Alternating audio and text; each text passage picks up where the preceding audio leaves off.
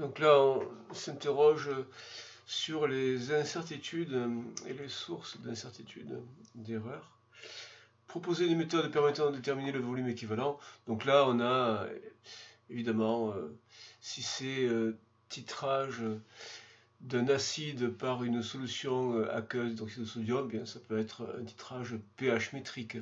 Donc titrage pH métrique, on obtient une courbe de pH et on lie l'équivalence avec la méthode des tangentes. Mais on peut aussi mesurer la conductivité et l'équivalence, là, on l'obtient en lisant l'abscisse de l'intersection entre les deux portions de droite qui correspondent au profil donc, de cette courbe de conductimétrie. Pourquoi les valeurs sont-elles différentes? Eh bien, chaque mesure est entachée d'erreurs. Donc là, il y a les erreurs liées au volume prélevé, aux manipulations elles-mêmes.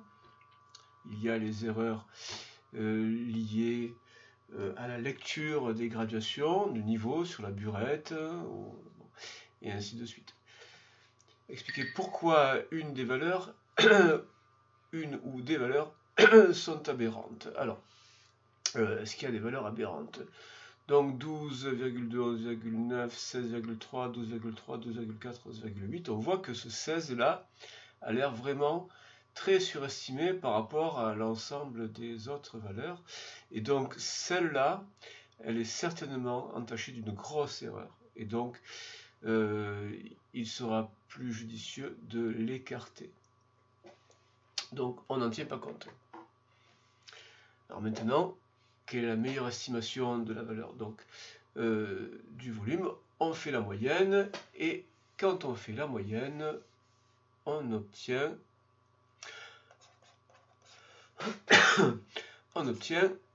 volume équivalent, donc on fait la moyenne de toutes ces valeurs, sauf évidemment en ayant écarté, après avoir écarté le 16,3, et on trouve 12,0.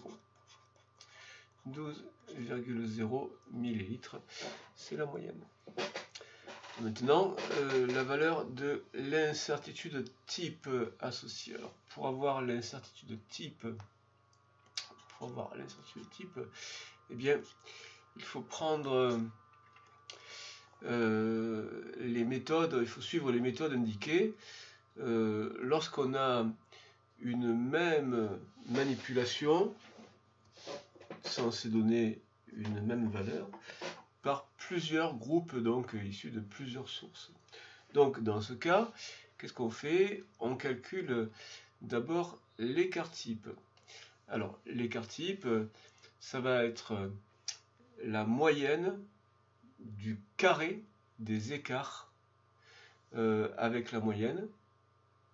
Donc c'est une moyenne quadratique, donc il faudra qu'on fasse chaque fois le V moyen moins V1 au carré, plus V moyen moins V2 au carré, plus V, etc. Et donc, on fait la moyenne quadratique de ceci.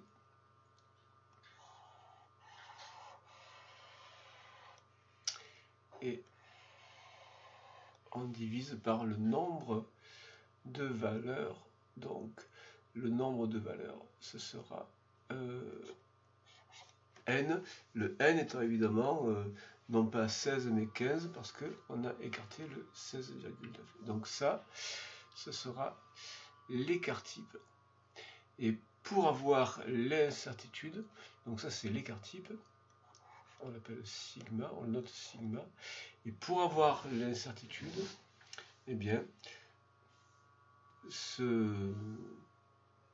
cet écart type, on le divise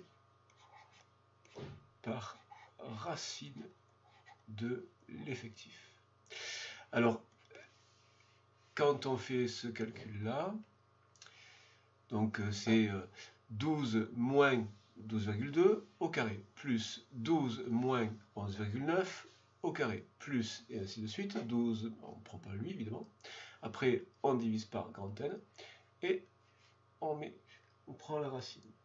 Et donc, quand on fait ça, on obtient 0,44. Donc tout ça, ça donne 0,44 donc millilitres.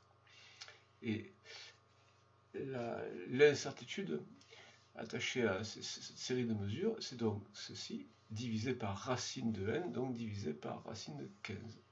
Donc 0,44 divisé par racine de 15, et on obtient 0,11 millilitres. L'incertitude, c'est donc 0,11 millilitres, incertitude sur ce volume équivalent. Et donc, pour écrire le résultat de cette manipulation, de ces mesures, on écrit donc V égale 12,0 plus ou moins 0,11, évidemment, là, le centième de millilitre qui apparaît ici n'a aucun intérêt puisque on n'a pas de mesure au-delà du dixième, on n'a pas d'indication au-delà du dixième, donc c'est plus ou moins 0,1 millilitres, donc entre 11,9 et 12,1. On peut noter donc le résultat comme ça, ou alors on peut le noter avec la double inégalité. Donc ici, le volume est supérieur à 12 moins 0,1, c'est-à-dire 11,9 millilitres, et il est inférieur à 12 plus 0,1, donc 12,1 millilitres, volume compris entre 11,9 et 12,1.